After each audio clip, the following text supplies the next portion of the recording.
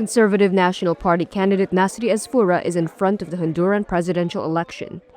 Preliminary results Monday showed him winning 41% of the votes counted so far.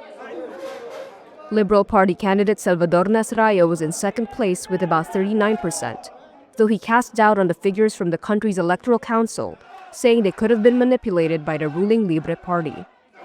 Its candidate Rixi Moncada was in third place on 20%.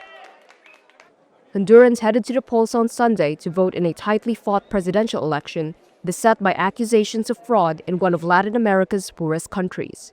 U.S. Deputy Secretary of State Christopher Landau warned that the U.S. will respond swiftly and decisively to anyone who undermines the integrity of the democratic process in Honduras.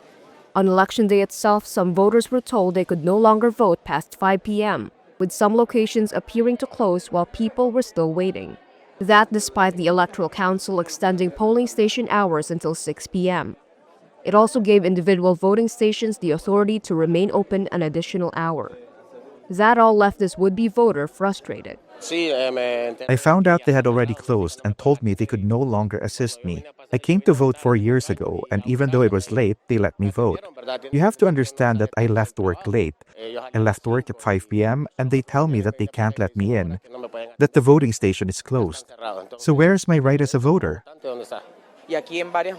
In the capital, electoral observer Edmely Malco reported polling stations closing, despite voters still being in line.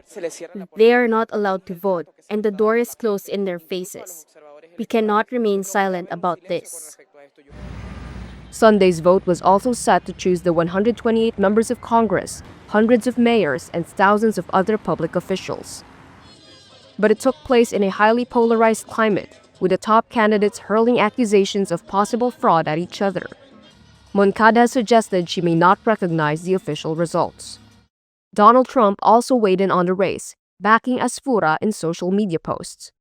The U.S. president said he could work with him to counter drug trafficking, and that if he doesn't win, the United States will not be throwing good money after bad. On Friday, Trump also said he would pardon former Honduras President Juan Orlando Hernandez, who was serving a 45-year prison sentence in the U.S. on drug trafficking and firearms charges. Hernandez, who led Honduras from 2014 to 2022, was also of the National Party.